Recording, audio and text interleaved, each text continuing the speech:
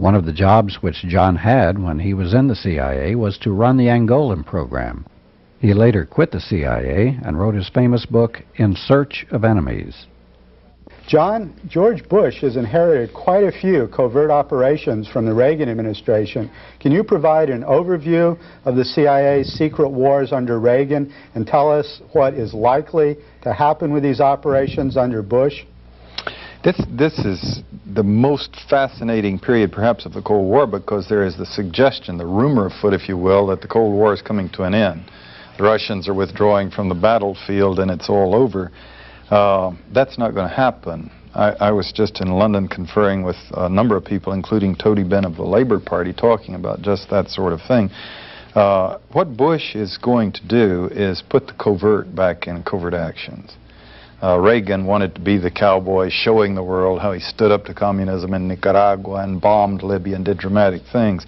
Or to put it another way, is Bush is going to use Vaseline as he proceeds with the rape of the world and get it back into more of an old school. They're bragging, of course, big about Afghanistan. Reagan, as he went out of office, cited all of his peace victories. Angola, you know, of course, a big one. He was a little bit quiet on Nicaragua because he had sworn that he would not go out of office with the Sandinistas still in office, and they did outlast him. El Salvador is probably the hottest spot. As I see it, if you measure it in terms of where the United States might be provoked to put in U.S. troops and have our next war, could very well be El Salvador. Cambodia, they're citing that as another big victory. We've got the Russians withdrawing from, you know, the Cubans from Angola, the Soviets from Afghanistan, the Vietnamese from Cambodia. But as we get into the discussion, you peel off the layer of the cover story, and you start finding very quickly the cynicism going on full apace. And the basic point, I think, that I would register is that we got a lot of energy from Reagan's cowboy style. He wanted the world to debate contra aid instead of focus on the fact that Reaganomics had run up the biggest debt in the history of the world. And so he was focusing attention there, but there were 21 low-intensity conflicts going that the CIA was a major participant in, and the only one that got any remarkable coverage in the peace community or the press was Nicaragua, and it was by no means the biggest in terms of money or in terms of lives lost. Now, with the Vaseline president, we're going to have a situation working where we may not have that infusion of energy from the White House, from the Congress, giving us the ammunition for our debates and rallies and a rallying point for the Peace Corps. A little bit harder for us to be sure what's happening in given countries, the sort of thing where it may come out 5 years later, like Chad with Woodward's coverage coming out, you know, years later. What was that about? Well, back in the early 80s, Woodward's book, Veil, there was some coverage at the time, Time, Newsweek, but the CIA put 2 consecutive invasions, or forces together from the Sudan to move into Chad to take power, to counter Gaddafi and his forces coming down from Libya. At the time it was happening, you don't get the coverage, they keep it secret if they want to. The Afghani operation is the biggest one in the history of the CIA, and they managed to divert, biggest in every sense, including the fact the largest heroin smuggling ring left behind. And they managed to keep it from, not secret, but keep it from being a focal point of debate for the 6 major years that it was run. How could it have been bigger than Vietnam? Well, Vietnam was a CIA operation for years before the Army came in. And Vietnam became the Vietnam War with U.S. Army, U.S. Air Force, billions of dollars. Laos had always been cited as the CIA's biggest war. Vietnam became an overt war. Laos remained a CIA secret war. And the hundreds of millions of dollars there, supported with Air Force bombing and everything. But Afghanistan is... They haven't published the figure. I've never been able to find anyone who confident, like the archives, National Security Archives, Scott Armstrong in Washington, a solid figure on how much they've spent in Afghanistan, but it's in the billions. John, let's biggest in the history. Let's go into Afghanistan in some detail.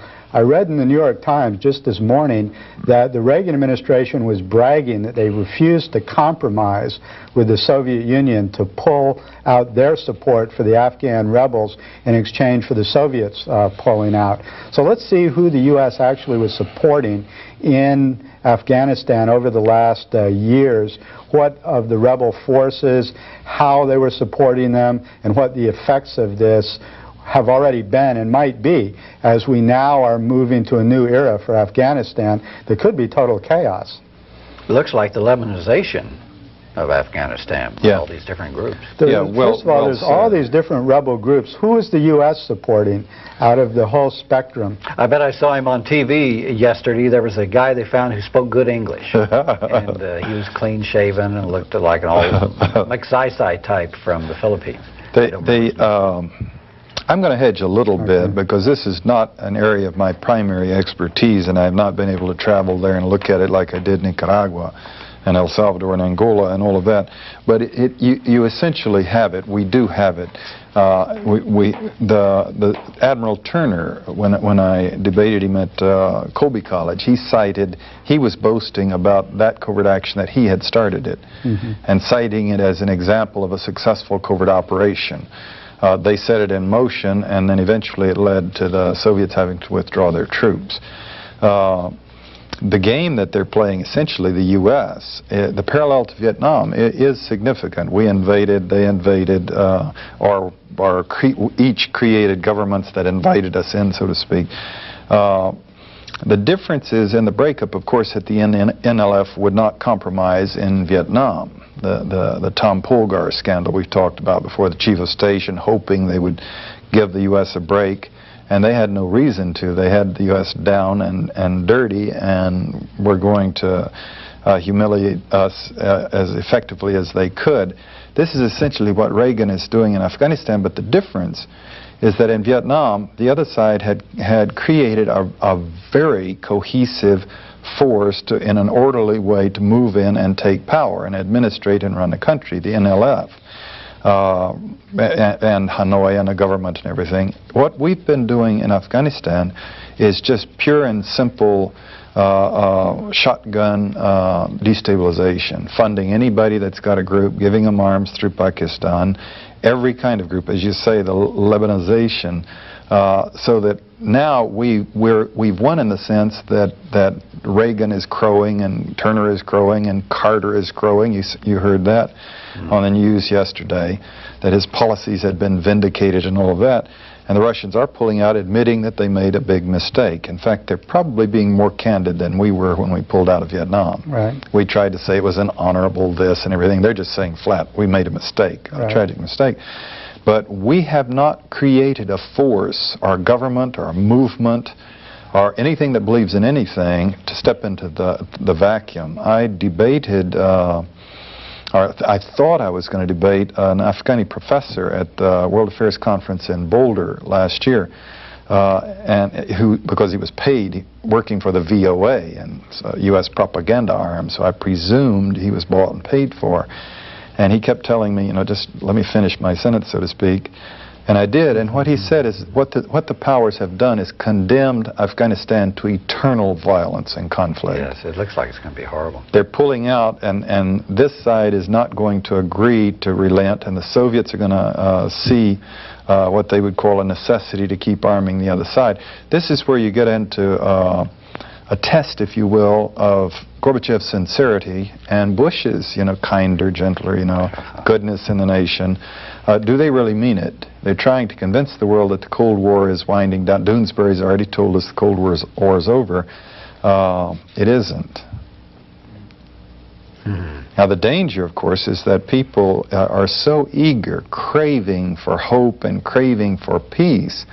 It doesn't take much. As dynamic as the peace movement arguably is in the United States and Europe, for example, it sure doesn't take much for a president to get up there and just 3 words, kinder, gentler, and then the goodness and greatness, 4 words. And people, oh wow, phew, Whereas the actual policies are to keep violence and covert operations and secret wars going. So your point about the U.S. intervention in Afghanistan, rather than negotiating a peaceful settlement or negotiating some sort of a governmental structure, we just supported any forces whatsoever to create chaos in the region to humiliate the Soviet Union. That was the goal and continues to be the goal of the Bush administration, that continues to fund the Afghan rebels to make sure there's more murder, chaos, etc. there. What does Bush, how can he justify continuing to support the Afghan rebels now that the Soviet Union has pulled out? There's no longer a foreign oppressor there. Well, to this is just classic old Cold War, the elephants fighting, you know, and the grass getting trampled. We haven't had our victory over there yet. I'm putting it in their terms, in Bush's terms, the CIA's terms. It is in the process of happening. We haven't taken Kabul yet. We haven't installed any kind of a government other than what the Soviets left behind. And so they're pressing ahead. And it's going to be very much in Bush's interest to try to get them to moderate the violence and the bloodiness of the revolution. The last great successful revolution from the other side was the Sandinistas, and they abolished the death sentence. The thing that's happening now with the U.S. forces, U.S.-backed forces, as they say, in Afghanistan apparently, is just utter atrocities when they take a city and then they lose it, perhaps.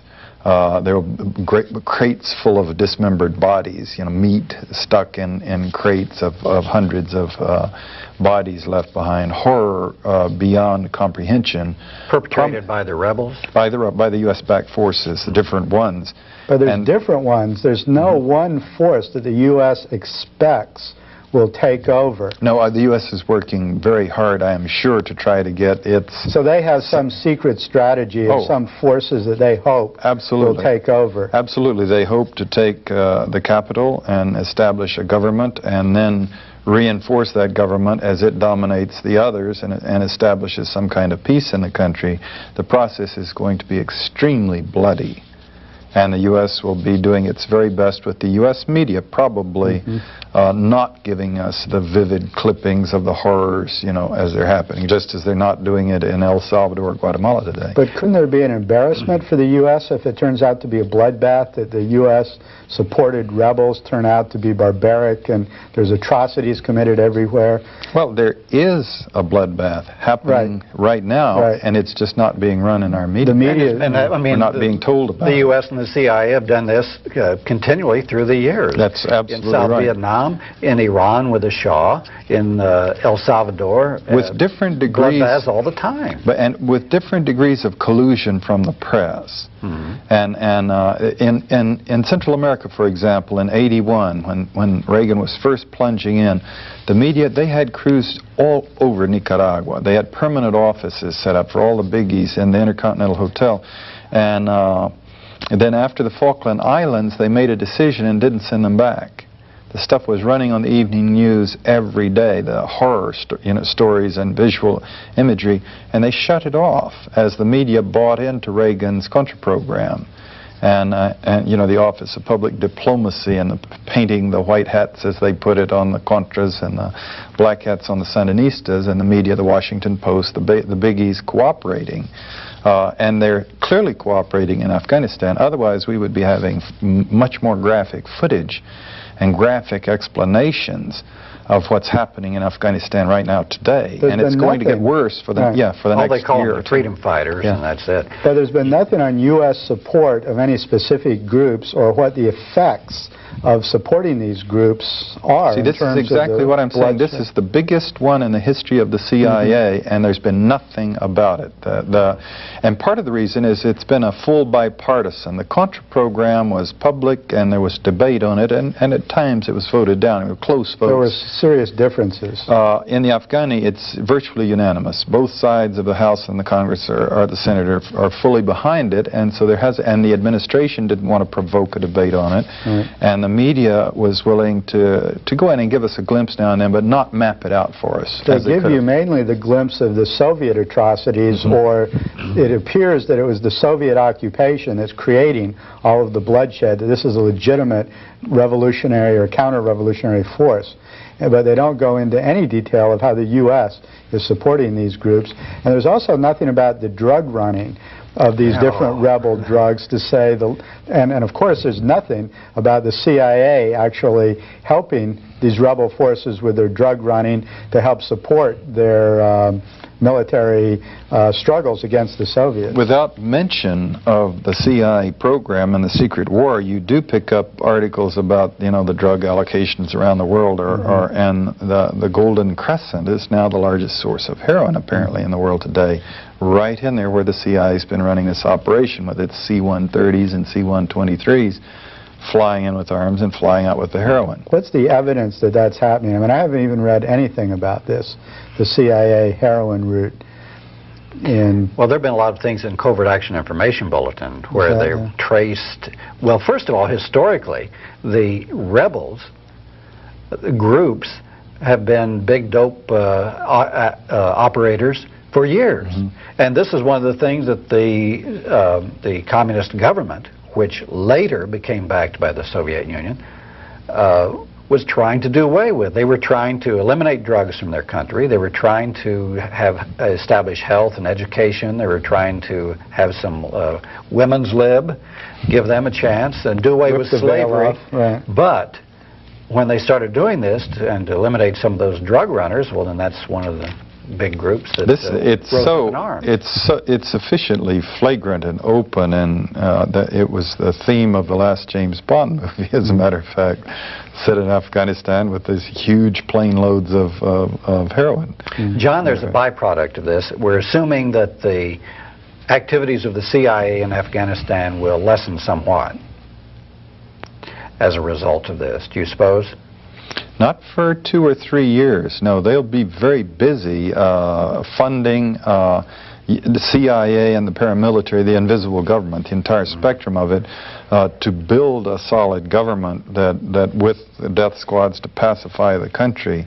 I look for a tremendously troubled situation to go on several years, at best. I see. Like Lebanon, with every single faction fighting in a situation where no faction can gain control. As that Afghani professor said with just visible anguish, he said they have condemned Afghanistan to eternal violence. Wow. So there won't be any unemployed covert action hot dogs from the CIA who'll be available and looking for work in the rest of the world, like it happened in Vietnam, for instance. No, they'll just be quieter, and that will be the difference. They'll try to keep it out of sight instead of, like the Contra program, posturing for the press and provoking public confrontations.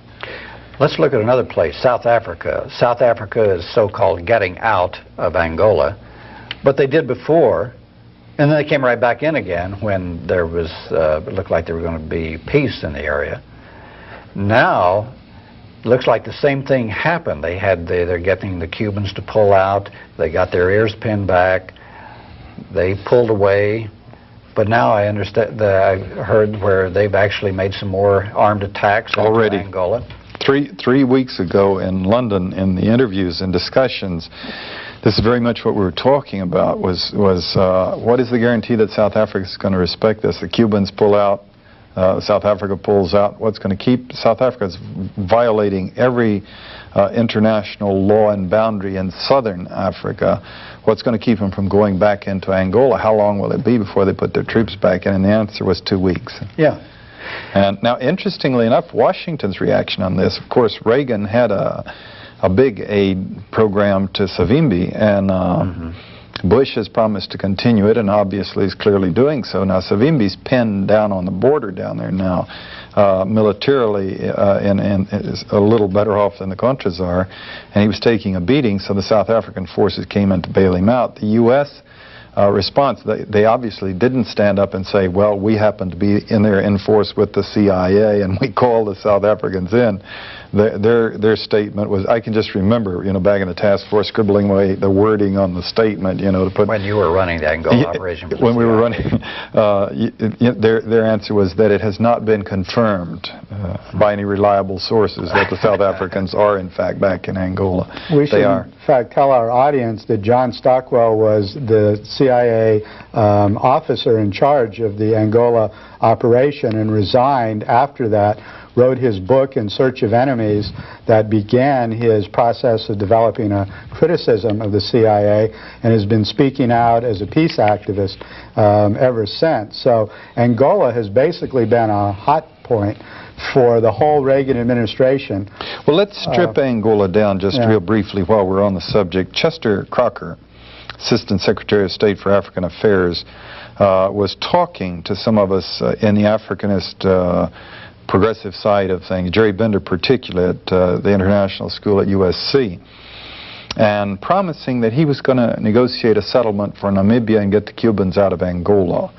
And Jerry, a friend whom I respect enormously, said that, if you succeed, we'll give you credit for it publicly. And Crocker succeeded. He pounded away and negotiated away, and it took 6 years, and eventually he worked out a deal where the South Africans would give Namibia its independence and the Cubans would go home. And the Cubans are going home, and it's a real deal. And the South Africans are, there is at least some kind of a farcical independence being given to Namibia. The oversight, is it going to work? Are the UN forces going to cover it? Are death squads going to be left behind to keep a proxy control? That question remains. But still, Bender and I, supporting him, were obliged to say, yes, Crocker, you did it. Namibia finally is getting its independence. However, in that fascinating, complex deal, the Cubans are coming home, South Africa is giving independence to Namibia, and getting out of Angola and promising to stay out even though. But the United States, although arbitrating that thing, did not promise to cease its aid to Savimbi to destabilize Angola. Now that is brass.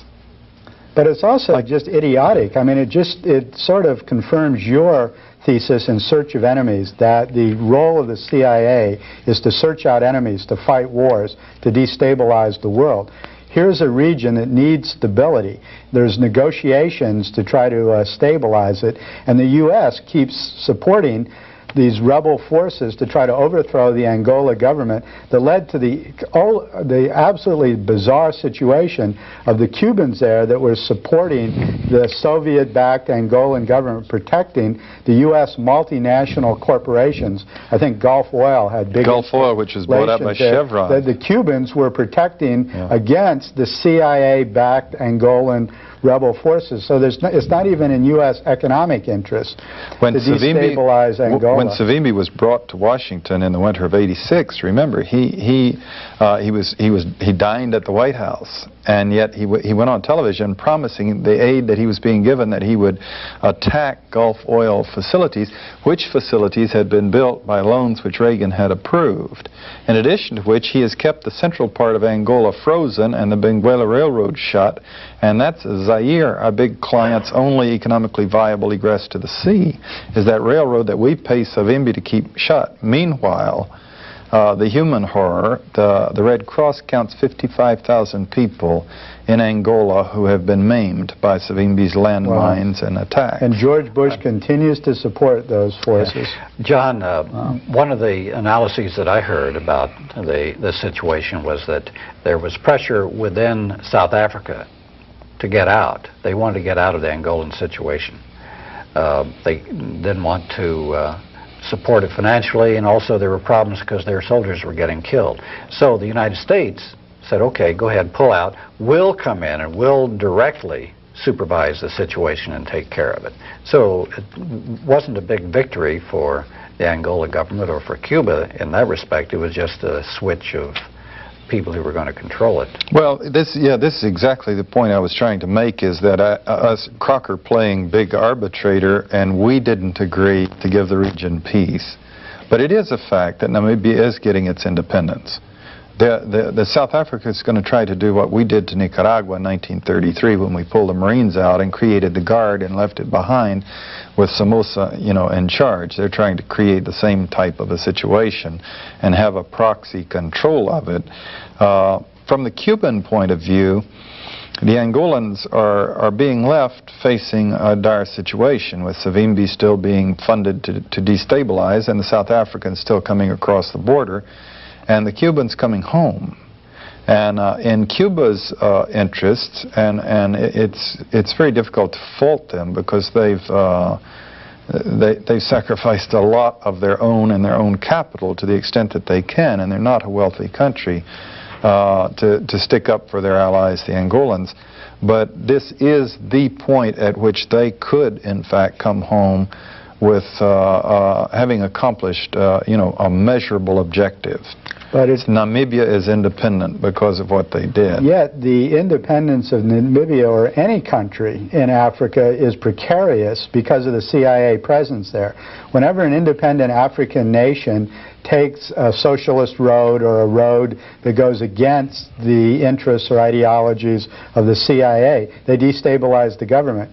Kwame Nkrumah wrote a book called Class Struggles in Africa that documented the ways that the CIA overthrew about 25 progressive governments in Africa, including Nkrumah's own Ghanaian government in the 1960s.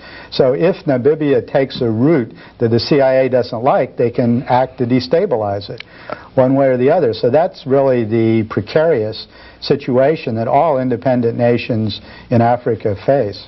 This is one of Chomsky's best points, is that when a country tries to escape, our first effort is to bludgeon them back into the fold, and if that fails, as it did in Cuba conspicuously, as it did in Vietnam conspicuously, as it's done in Angola to date, and Nicaragua to date, then the fallback is to starve them out.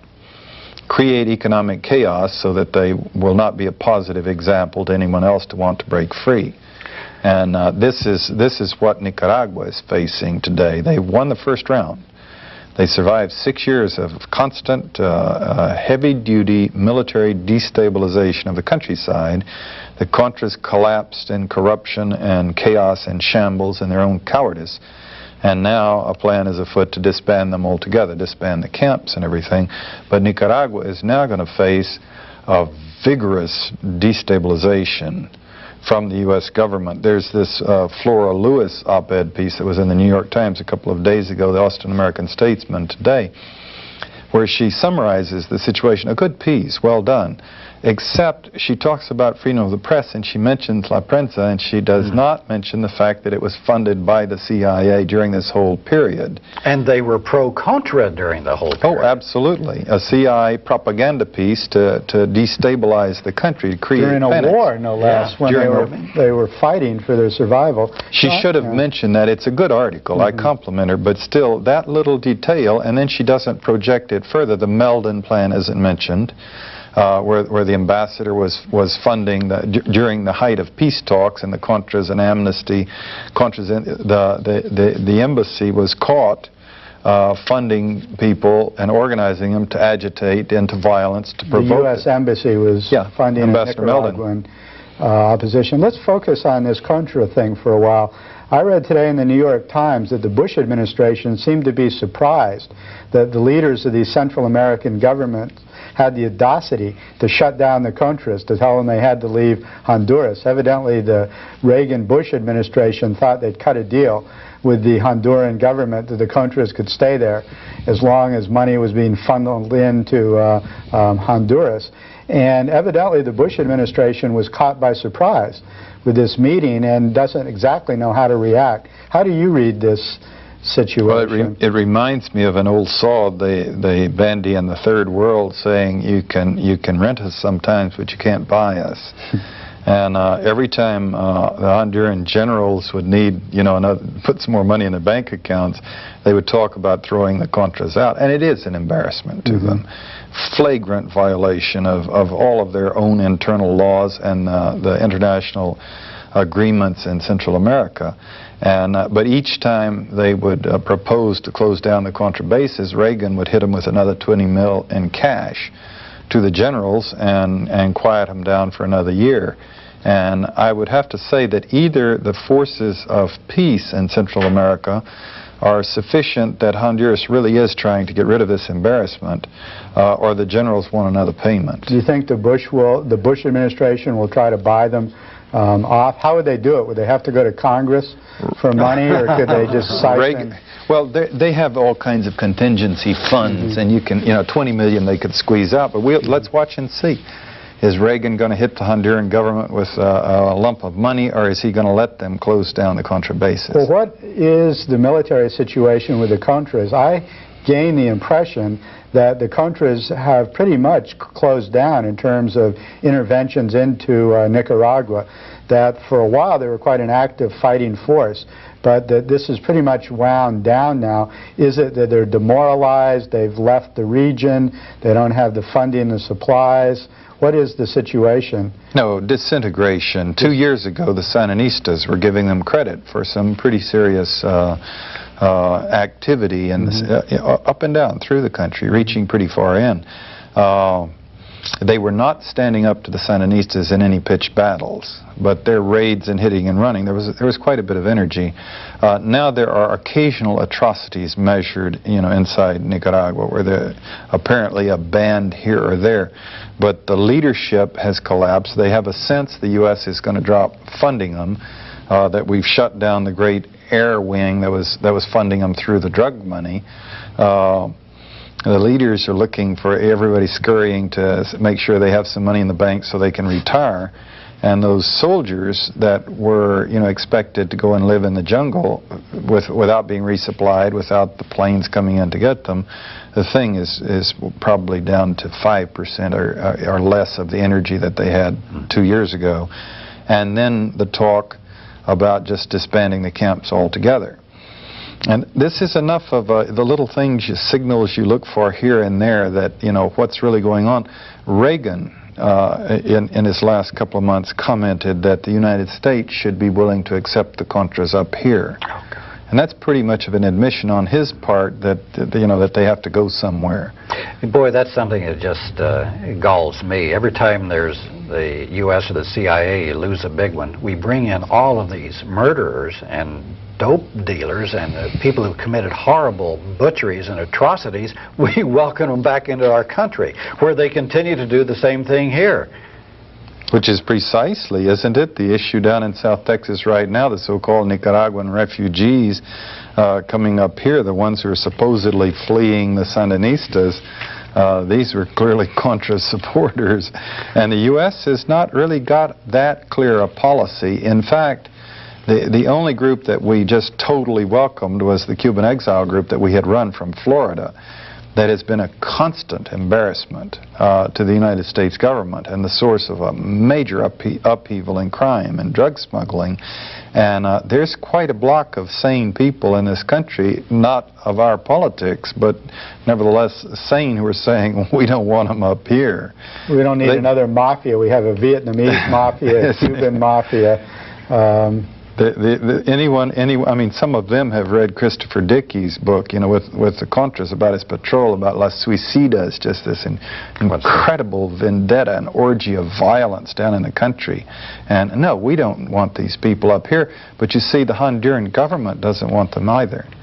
You remember maybe we can make them astronauts and shoot them out into space. The Kurds, they call it the disposal problem. Sent to Afghanistan. Yeah. The disposal, well, you have the Kurds, of course, in Iran, Iraq, and Henry Kissinger's famous statement when we were winding that one down, and the Shah said, it's not my problem, you've got to deal with them. And Kissinger recommended to Congress that we let them go. He said that covert action is not to be confused with missionary work. So essentially the Kurds were just dropped. And slaughtered. And slaughtered. Yeah. John, let's talk about El Salvador. Now, you said at the start of the program that was going to be the next big place of contention. What has happened there that's different?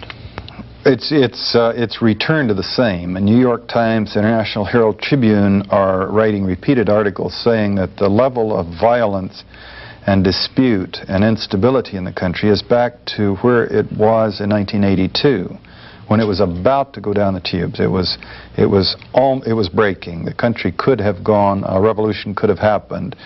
and the U.S. began putting in massive shipments that eventually became $3.3 billion worth of military aid. These big newspapers are sort of warning the establishment that that's where we are right now today, counting the number of attacks on military camps by the so-called rebels in the capital, in the last month. And elections are coming up in which there's every appearance that the Arena Party will win, which is the right-wing, Dubuisson's original creation. And this is a situation where I think Bush is really desperate. I think, his Vaseline principle, putting the covert back in it, I don't think he wants a showdown in El Salvador right now. He wants to sell this goodness for a while longer and keep things quiet until he's got his credibility up. But one thing that I said in England that I fear very much is the reason he and the media that supports him are working so hard on this goodness image is so that when he puts U.S. troops into El Salvador to keep it from going down the tubes, he'll be able to say, I'm a good guy, but, I had to. Or to put it another way, he's faced with a dire challenge to his first real test there. If the country comes apart, if it starts to go, if the revolution starts to really succeed, the oligarchy is already back to the 82 position of decapitalization, of taking their money out in case it blows, so they won't be caught with it in the San Salvador banks. If it goes, then he's going to have to either, one, put U.S. Marines in there at just a point in history where the Soviets are pulling theirs out of Afghanistan. Right.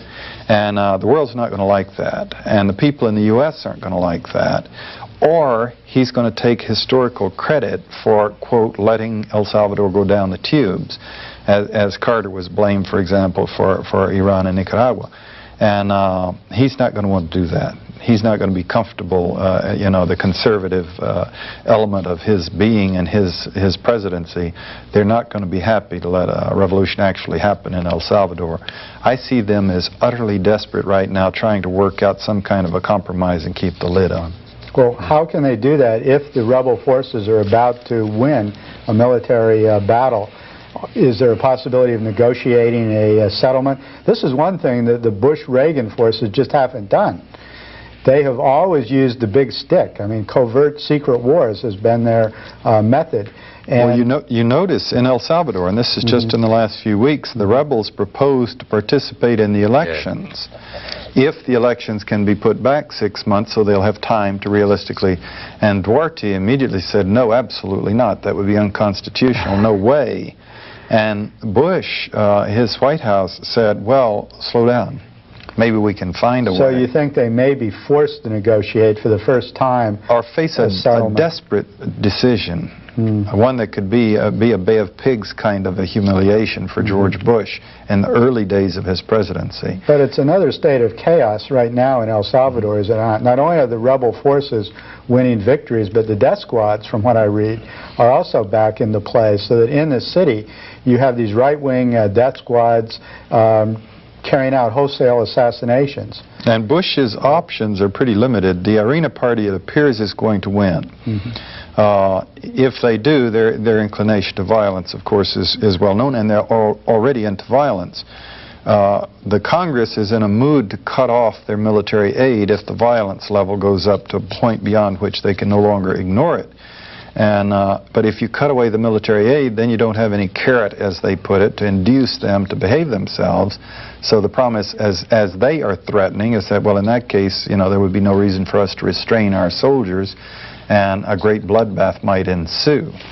So El Salvador, as a result in part of our meddling in policies and support of creation, originally in the 60s, of the death squads, and in support of them through today, is faced with a real terrible threat of a major upheaval like occurred in the 30s. Another bloodbath where the oligarchy got together in the 30s and said, we're going to have to kill 30,000 people to keep the lid on things, and that's about where they are right now. And that's what they did. And that's what they did. John, there was another occurrence of a socialist government pulling out of a neighbor. We mentioned it briefly before, Cambodia.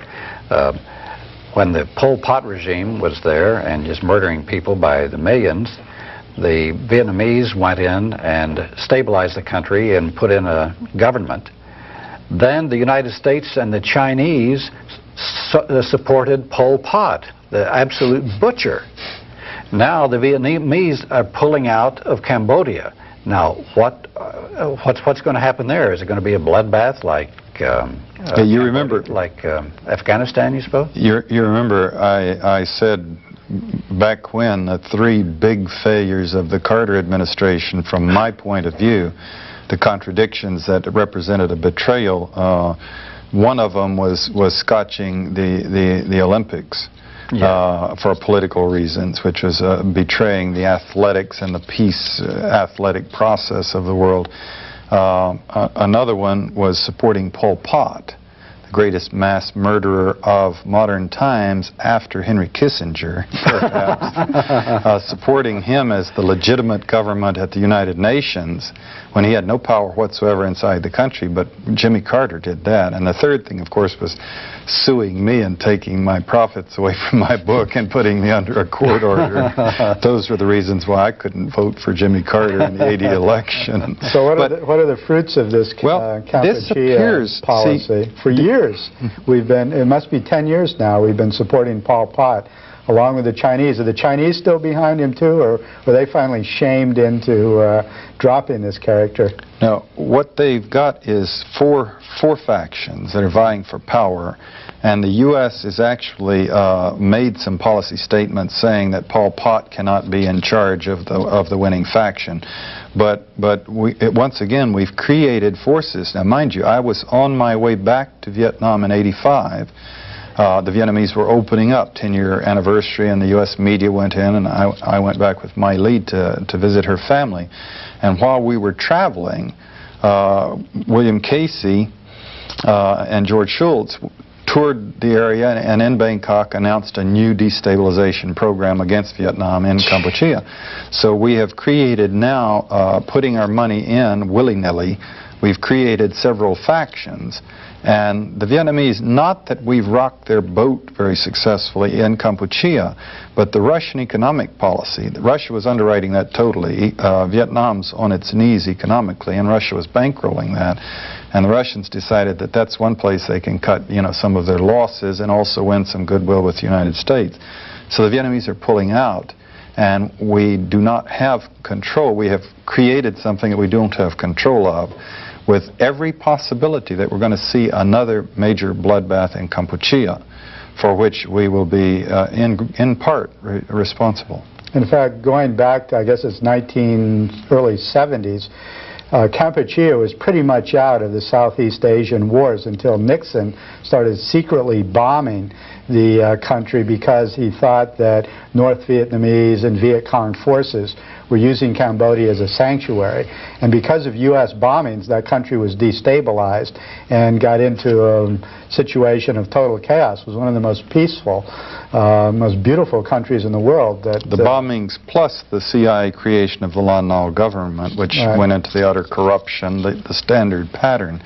And this reminds me, by the way, in London, some of the peace activists, my conditions going over there is I would give 4 lectures, including the one in the House of Commons, but that they would talk to me 50% of the time, so I would get their input, and which was really useful to me, getting Tony Benn to give his assessment of where socialism is going and where capitalism is going and where the Soviet Union is going. But they came to the hotel and played a video. They gave it to the hotel, and the hotel put it on their internal video so I could watch it on the TV, narrated by Eartha Kitt, called After the Fire, which is a study of the environmental war we waged in Vietnam and the Mongoloid children that are being born today.